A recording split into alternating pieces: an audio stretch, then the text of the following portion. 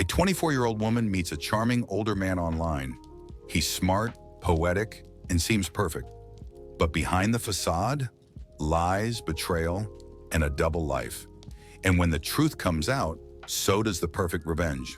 When I was a naive 24-year-old met a charming and very smart and way older man. We call him Jake for the story. His sister is Dana, and I'm Gina. Now to the story. Jake was 42, recently divorced, or so he told me, and got a kid that he would see the weekends. We meet online through a poetry website where both of us used to write. He was very aloof and stern on his comments and not very popular on the website because he used to always come off like an arrogant prick. But I really liked his poems regardless of his personality, and that's how it began. I commented on one and he instantly PM'd back praising my writing and asked me if we could collaborate on a duet together. I've already done it 1,000 times with a few friends and people on the site that I respected, so I said sure. So long story short, we met on Hotmail Messenger. This was nearly 11 years ago, kids, so no WhatsApp, although we did chat on FB too. This will come relevant later. Long story short, we instantly connected. He was funny, handsome, and really sweet underneath all his bravado, and his dark sense of humor was right up my alley. We spent months pulling all-nighters just talking and writing together. Not humble bragging, but I was pretty popular on the site because I won a few awards, so by association, he became popular too. People started to reading Jake's poems and commented, and obviously he got a huge head about it. But I digress. Our relationship became more serious after he confessed that he was falling for me, and I was smitten. So I went along with it. We talked about my recent breakup, and he assured me that he would never lie to me because of course, he used that, which of his ex-wife cheat on him, and he was devastated until he meet me. I was shocked for how bad her ex was, but assured him that I was all in, and I meant that. One important detail about our turbulent romance is that he was in South America, he's from there, and I was still living in Italy in my hometown. So after almost 2 years of excuses for how tied up on work he was, I decided to surprise him with a visit. I bought my ticket and it literally was like a dream.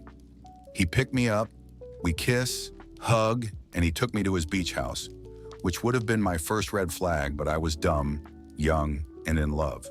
Saying that it would be so much easier and fun for me doing touristy stuff on a beach port than staying in his suburbs house with no car.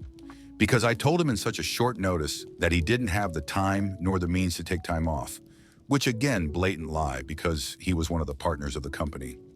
But again, I bought it and off I went on my own almost for the entire week that I was there.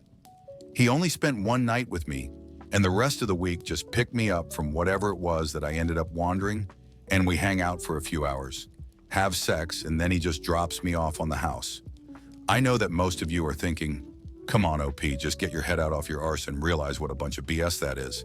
And believe me, now writing this, I realized how much of an idiot I was. But it gets better. The day before I have to get back to Italy, he took me to dinner with his 6-year-old son and his sister. I was super happy to meet his family and son, but got caught off guard when he just introduced me as his friend from Italy dropping on town for tourist. Her sister was super sweet, albeit a bit awkward, and his son was adorable. We ate, talked, and off we went. He picked me up first thing in the morning and dropped me off in the airport. Now that you got the full story, I'll get to the good part. 2 days later, and still a bit jet-lagged, I got a very interesting email. From his sister Dana. Her email was short and very simple. Dear Gina, I know that you might think I was weird and maybe a bit rude when we met, but it was only because I was tricked by Jay to join the dinner with his kid. He never mentioned that you guys were dating, but after confronting Jake, he confessed and begged not to tell anyone or his marriage will be ruined. But you're such a sweet and young girl that doesn't deserve his deceive.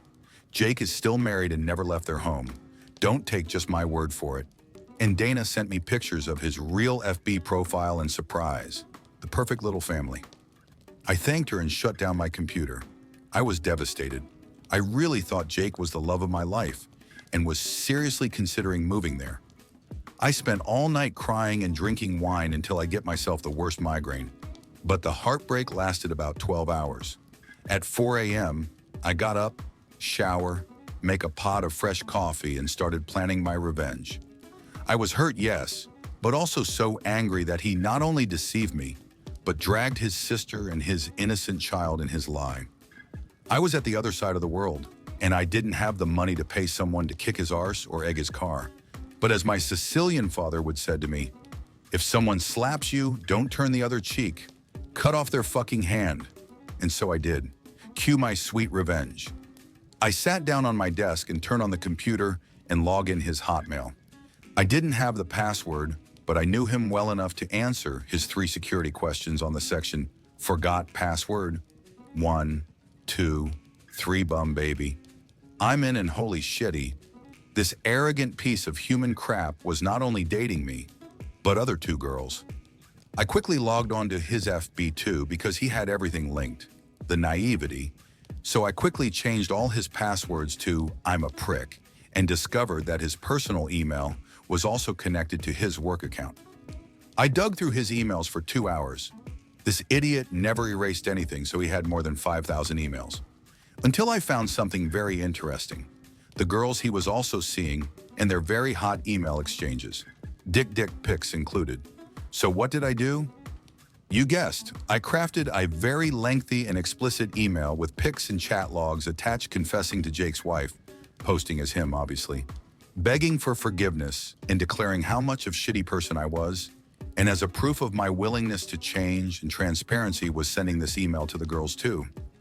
But that I did it only because I was a closeted gay and thought that being a player would help me forget how much I really loved guys, that I was sick of pretending and hoped she could move on and maybe be friends. But not only to them, I fucking copied his entire list of contacts, including the CEO and partners of the company he worked, his parents and Dee, of course. This email was perfection. All the pictures and chats, myself included, he ever exchanged with any other women. I copied myself on the list obviously as a countermeasure and move on to the part 2 of my plan. I changed all of his FB and declaring that I was so relieved that people finally knew who was I. The pride flag was his new wall picture, and his profile picture was a photoshopped picture of 2 guys kissing. I created 5 different accounts on gay websites with all his info, included his phone number, and started to chat with a bunch of guys until out of nowhere. This guy sent me, oh better yet, he sent Jake a message. Tony was his old uni friend that had always been secretly lusting for him for years. And although I felt bad for this later, I set up a date. Part 3 of my plan. A week after this massive internet blowout, and his family and friends angrily calling him all sorts of names, and getting fired because his bosses didn't want the bad press. So Jake, trying to make amends with his family and friends, make a BBQ for his B-Day. But I would have paid 1 year worth of salary just to see his face and his guests when in the middle of their celebration, Tony appeared with a bottle of champagne and a bag full of lube and sex toys to celebrate privately as I asked. Apparently there was a huge fight and everyone left Jake, flustered and angry, crying because some psycho wanted to ruin his life. I blocked him and forgot about everything until 6 months ago when he out of the blue sent me a message on Instagram asking me why I disappear and didn't support him when he was on his lowest.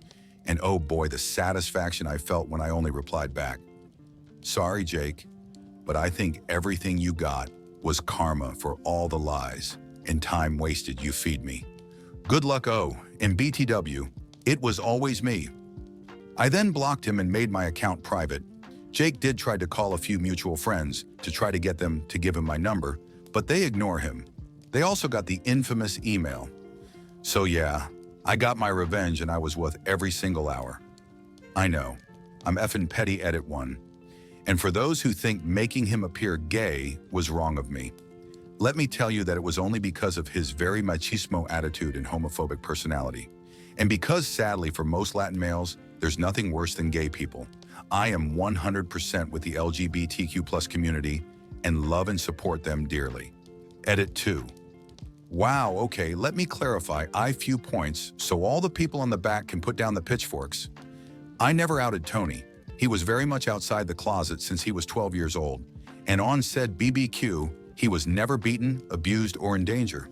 The blowout and the fight was Jake's family and friends blowing up at him. Tony left safely as soon as he realized the setup. 11 years later, he's happily married and with a beautiful child and lives in Europe. Can't say which country, but just know he's happy and we're still FB friends. I apologized to him a few weeks after the BBQ, and although he was hurt, he forgave me and even laughed at all the things I showed him. Edit 3 and last. I acknowledge that what I did wasn't much better that he did to me. I was selfish, reckless, and stupid, and I did felt bad for it, and actually after all that blown, I reached to Tony and apologized to him for dragging him on my petty revenge. He was upset, but after hearing my side, he was glad I did. He only wished I was upfront with him. We didn't end it like BFF, but he's still my friend on FB and always sent me updates on his life. And to clarify a few points, 1, I'm half Italian, half Latina. That's why I'm fluent in both Spanish and Italian. 2, we meet in a Spanish poetry website. 3, the mutual friends I talked about are a few friends that lived in South America and wrote on the site with us. I seriously didn't though this would blow out like this, so I'm not responding anymore. Only saying that this is a memory from one of the most painful times in my life. So it's not fiction, not BS for karma or nothing.